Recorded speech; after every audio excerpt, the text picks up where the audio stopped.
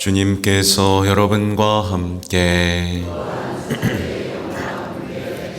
루카가 전한 거룩한 복음입니다. 주님 영광 받으소서. 그때 예수님께서 제자들에게 말씀하셨다. 너희는 허리에 띠를 메고 등불을 켜놓고 있어라. 혼인잔치에서 돌아오는 주인이 도착하여 문을 두드리면 곧바로 열어주려고 기다리는 사람처럼 되어라. 행복하여라. 주인이 와서 볼 때 깨어있는 종들. 내가 진실로 너희에게 말한다. 그 주인은 띠를 메고 그들을 식탁에 앉게 한 다음 그들 곁으로 가서 시중을 들 것이다. 주인이 밤중에 오든 새벽에 오든 종들의 그러한 모습을 보게 되면 그 종들은 행복하다.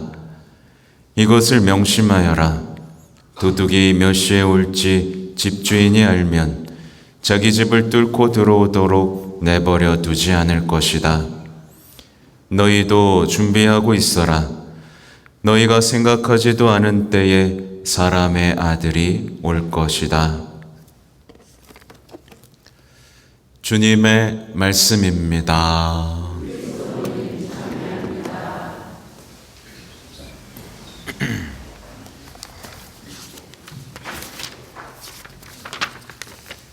참미 예수님. 네, 오늘 못 보던 얼굴이 많이 있네요. 저 처음 보는 사람 손 들어볼까요? 네, 꽤 많이 있군요. 네, 반갑습니다. 하여튼 아까 이제 시작 때 말씀드린 것처럼 우리는 보통 이제 새해 복 많이 받으세요라고 인사하는데 우리 그리스도인들이 아닌 사람들은 그 밑에 이렇게 담겨 있는 의미들이 있죠.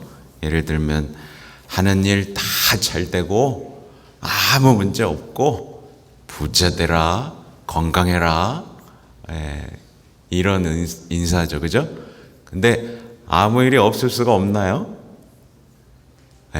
아무 일은 있을 수밖에 없습니다.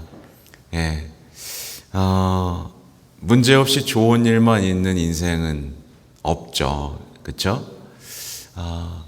문제가 있고 문제가 있지만 우리 그리스도인들은 그 문제 안에서 축복과 해결책을 얻는 눈을 뜬 사람들입니다.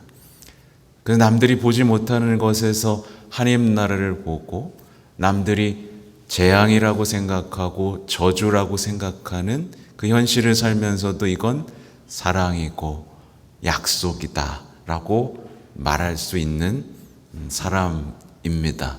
여러분 그렇죠? 네. 뭔 소리야? 뭐 이러는 거 아니야? 아무 일 없어야 좋은 거 아니야? 이러면 안 됩니다. 아무튼 제가 어제 이제 설에 대한 의미들을 좀 찾아봤어요. 뭐 이미 아시는 분들도 있겠지만 보통 이제 설에는 설빔, 이제 새 옷을 입습니다. 네, 새 옷 입고 온 사람이 별로 없는 것 같아요. 새 옷을 입는 이유는 이제 지난 해의 일들을 떨쳐버리고 어떤 아무 탈 없는 새해를 바라는 마음에서 시작됐다고 해요. 그러니까 우리 조상들도 많이 힘들었던 거죠. 또 이제 복조리 있잖아요. 복조리 주고받고 막 걸어놓고 하잖아요. 그게 보면 이제 모래와 잔돌들을 걸러내는 거죠. 그러니까 또 마찬가지입니다. 나쁜 일이 없기를 걸러낸 다음에 행운을 담는다는, 이제 좋은 일만 있기를 바란다는 의미더라고요. 또 떡국도요, 보니까 뿌옇게 끓이면 안 되겠더라고. 떡국도 하얗게 끓여야 됩니다. 왜냐하면 하얗게 끓여야 뭐예요? 이게 뿌옇면 안 좋은 거예요. 조상들의 생각으로 볼 때는 하얗게 새롭게 시작할 수 있는 순백의 떡과 이제 국물로 이제 새해를 시작하는 거고, 뭐 가래떡을 길게 뽑는 의미야 여러분 알죠? 장수와 건강을 또 집안의 번창을 의미했다. 이 조상들의 마음인 거죠. 또 왜 가래떡을 둥글게 썰까요? 돈입니다. 엽전 모양으로. 그러니까 돈을 먹는 거야, 막 이렇게. 돈을 먹고 어떤 운세와 제복을 기원한다. 그러니까 이게 가톨릭 신앙에서는 이걸 뭐라고 볼 수 있겠어요? 약간 이제 미신이라고 볼 수 있고 좀 기복적인 행위로 볼 수 있겠죠. 그리고 떡국에는 원래 소고기가 아니라 꿩고기를 넣었다고 합니다. 아시죠? 꿩고기. 그러니까 꿩은 하늘의 닭 뭐 이런 느낌이 있잖아요. 그러니까 뭔가 또 복이야 또. 근데 꿩고기가 먹기가 쉽지가 않죠. 그래서 뭘 넣겠어요? 닭을 넣겠죠. 그래서 나온 말이 꿩 대신 닭이라는 말이라고도 해요. 근데 요즘엔 닭을 뭐라고 부르죠? 치느님이라고 부릅니다. 치킨을 이제 치느님이라고 하는 거죠. 꿩보다 닭이 더 높아졌어요. 아무튼 그럼 차례는 왜 지낼까? 차례는 왜 지낼까? 굉장히 복잡한 뭐 막 한문 써 있는 것들이 한바닥인데 이 결론을 보면 이제 한국 민족 대백과사전의 결론을 보면 뭐냐면 단순히 말해서 산 사람들끼리 즐겁게 지내는 게 미안하니까, 우리끼리 잘 지내는 게 미안하니까 조상들에게 뭘 대접해요? 술도 대접하고 이제 계절식도 대접을 하는 겁니다. 그래서 가족들이 조상들을 생각하고 우리끼리 너무 좋으니까 미안해. 약간. 근데 우리 그리스도인들은 미안해요, 안 미안해요? 안 미안해. 부러워. 왜냐하면 천국에 있거든. 주님과 함께 있거든요.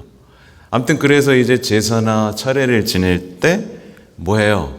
문 열어놔. 막 들어오라고. 들어와서 먹으라고. 그래서 신주나 지방을 모시고 또 술도 따르고 수조도 막 하필 또 십자가야. 십자 모양으로 이제 올려놓기도 하죠. 그러니까 이런 모든 것들에는 어떤 우리 전통의 문화들이 있지만 여기에는 기복신앙이 들어가 있다.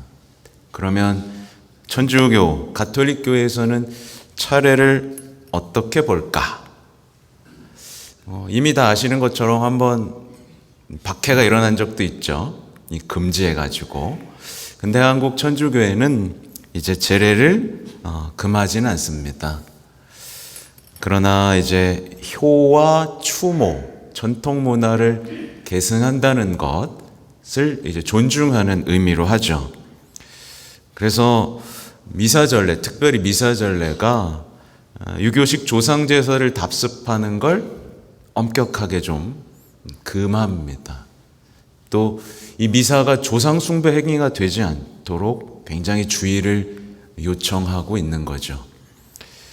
그래서 교황청에 이제 경신선사성이라고 많은 것들을 다루는 이 교황청의 기관이 있는데 이 기관에서는 만약에 공동의식, 우리가 흔히 분향과 연도 하잖아요. 그죠? 이 분향과 연도를 만약에 하려면 어떻게 해야 되느냐? 미사와 떨어뜨려 놔야 된다라는 지침이 있습니다. 그래서 미사 전에 하거나 후에 하도록 지침을 내렸죠. 그래서 전례와 비전례적 신심행위가 혼합되는 이 미사의 가치를 흐리는 행위를 굉장히 경계하고 있습니다. 그래서 저도 여러분이 만족하는 미사를 알고 있습니다. 만족하는 미사는 옆에 상다리를 부러지게 좀 차려놓고 여러분이 어떤 기억하는 이 조상들의 이름을 앞에 쫙 병풍처럼 다 올려놓고 초 하나하나에 여러분 조상 기억하고 싶은 분들의 이름들을 이렇게 환하게 밝혀놓으면 많은 분들이 좋아할 겁니다. 그러나 일부러 하지 않습니다. 왜냐하면 이 시대에는 미사의 가치가, 그 미사의 그 엄청난 위력과 가치가 점점 흐려지는 시대가 되었기 때문이에요. 그래서 상차림을 하면 제사를 떠올리게 되고요. 그 위에 이름을 써붙이게 되면 위패로 오인하게 됩니다. 그래서 제대 위에 특히나 음식을 차리고 그 위에 이름을 올리는 건 거의 하지 말라. 그래서 제가 이렇게 했던 이유는 미사지향, 우리가 누구를 기억하는가를 여러분과 함께 공유하고 기억하는 차원에서 하는 겁니다. 그래서 나 이것만 쳐다보고 있을 줄 알았는데 안 보시네요. 다행히. 이것만 쳐다보고 있으면 안 됩니다. 내 이름이 나오나 사진 찍어가야지 이렇게 이럴 필요 없어요. 그래서 그리스도 신자는요, 그래서 제례보다 뭐가 중요하죠? 이 위령미사가 중요합니다. 위령미사가 우선이고 제례는 그 다음이에요.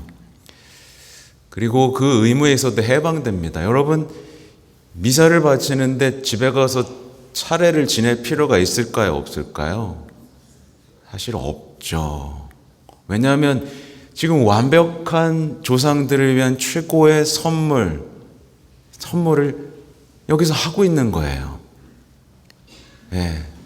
썩어 없어질 음식이 아니라 예수님의 몸과 피로 구원을 빌고 있으니까요. 그래서 만약에 신자 가정에서 제례를 지내고자 한다면 반드시 천주교식으로 해야 합니다. 말씀이 봉독되고 그냥 조상들에 대한 기억들을 해야 되지, 문 열어놓고 이거 드세요 뭐 약간 이런 행위들은 미신행위가 될 수 있습니다. 우리는 한 분이신 주님을 알죠. 그리고 그분의 자비를 알고 있습니다. 그리고 십자가의 승리를 알고 있죠. 또 뭘 믿어요? 부활을 믿습니다. 영원한 생명을 믿습니다. 귀신 있어요? 없어요, 여러분? 귀신 없어. 귀신 없어요. 환생 있어요? 없어요? 아직까지 이게 헷갈리면 안 되는데, 환생 없죠? 환생이라는 건 없어요, 여러분. 귀신? 당연히 없어요. 한 사람의 영혼은 죽으면 주님 앞에 서야 됩니다. 천국, 연옥, 지옥이 있을 뿐이에요. 그래서 뭐 홀령이 와서 뭘 얘기를 하고 이런 것들은 이 가톨릭 교회 교리 안에서 악마, 곧 사탄이라고 보면 됩니다.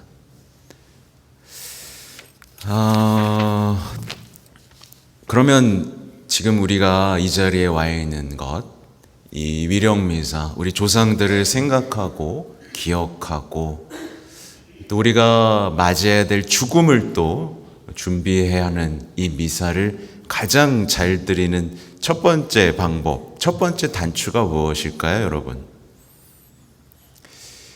고해성사입니다.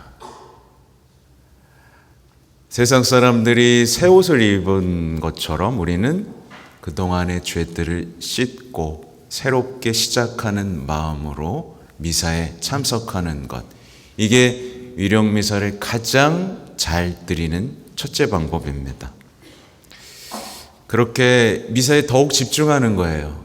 주님, 자비를 베풀어 주십시오 라고 하느님께 자비를 청하고 희생을 바치고 보속을 하면서 주님께 대한 특별한 사랑, 주님, 다시는 당신을 떠나지 않겠습니다. 당신을 사랑합니다라는 마음으로 성체를 모시는 것, 이게 위령미사를 가장 잘 드리는 방법이에요. 그냥 다 잘 되고 아무 문제 없기를 바랍니다, 주님. 이거는 주님을 나를 위한 존재로 축소시키는 하나의 우상 숭배가 되고 맙니다. 제가 어제 강론 때 말씀드렸는데 우리가 주님을 섬겨야 됩니까? 하느님이 우리를 섬겨야 됩니까? 우리가 주님을 섬겨야 되는 거예요. 우리가 회개해야 됩니까? 하느님이 회개해야 됩니까? 우리가 회개해야 되는 거예요. 너무 당연한 거예요. 근데 주님 왜 저를 내가 이렇게 기도했는데 나를 왜 안 섬겨 주시죠? 주님 회개하셔야겠는데요. 이런 아주 웃지 못할 신앙행위들이 벌어지고 있다는 것. 그러니까 신부가 뭐예요? 서양 무당이야. 그런 일이 생기고 있어요. 여전히. 그걸 벗어나지 못하는 겁니다. 돌아가신 분들, 여러분 기억하고 싶으신 분들 많잖아요. 그분들에게 최고의 선물은 사실 이 명절 때만 기억하는 게 아니라 평소에 미사를 드리는 것. 그리고 교회가 가르치는 기도들 많이 있죠. 묵주 기도도 있고 특별히 구원송도 있습니다. 자비의 기도도 있고요. 그렇게 우리는 평소에 세상을 떠난 분들을 위해 기도하고 그분과 통공하면서 우리 지상에서의 아름다운 삶, 이 삶을 마치고 천국에 되는 삶을 계속해서 해 나갑니다. 그래서 여러분 이 구원송 아시죠? 구원송 어떻게 해요? 예수님 저희 죄를 용서하시며 저희를 지옥불에서 구하시고 연옥 영혼을 돌보시며 가장 버림받은 영혼을 돌보소서 라고 하잖아요. 근데 이게 원래 번역을 있는 그대로 좀 하면 어떻게 되냐면 예수님 저희 죄를 용서하시며 저희를 지옥불에서 구하시고 여기서부터 또 달라요. 모든 영혼들을 천국으로 이끌어 주시며 모든 영혼들을 천국으로 이끌어 주시며 특히 당신의 자비를 가장 필요로 하는 영혼들을 돌보소서 이렇게 됩니다. 이 기도를 알려주신 배경을 여러분 알고 계셔야 돼요. 이 기도를 알려주신 이유는 사람들이 지옥으로 많이 가고 있었기 때문입니다. 아니야, 내가 그렇게 잘못한 게 없는데 라고 하지만 사실은 지금 이 시대는 하나님의 계명하고 완전히 거의 떨어진 세상이 돼버렸거든요. 그러니까 이 구원송을 그렇게 바치는 겁니다. 하여튼 여러분 새해 복 많이 받으시고요. 새해 복 많이 받으시고 특히 오늘 가족들끼리 많이 오셨어요. 정말 축복이 가득하기를 바랍니다. 잘 안 되죠? 근데 가족끼리 서로 사랑하는 거. 가족끼리 서로 사랑하고요. 서로 사랑하는 방법은 세상에서 배울 수 없다라는 걸 다시 한번 강조드리고 싶어요. 서로 배려하고 존중하는 것, 이걸로는 화합이 안 됩니다. 왜냐하면 단순해요, 여러분. 가정을 파괴하려고 하는 건 악마이기 때문이에요. 가족이 함께 모여서 악과 싸우지 않으면, 악으로부터 오는 생각들을 대처하지 않으면 아무리 사랑하고 존중하고 배려한다 하더라도 그 악을 이기지 못합니다. 무너질 수밖에 없어요. 그래서 가정에는 기도가 필요한 겁니다. 함께 기도하는 오늘이 되면 좋겠어요. 오늘 하루라도. 그리고 부디 여기 자녀 여러분 있죠? 여기 자녀 여러분, 이 시대는 신앙에 대해서 별로 중요하게 생각하지 않는 시대가 돼버렸어요.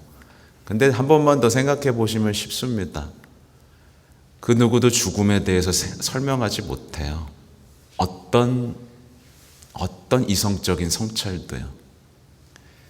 그래서 신앙생활 허투루 생각하지 마시고 어머니, 아버지의 신앙을 존중하십시오. 그리고 배우세요.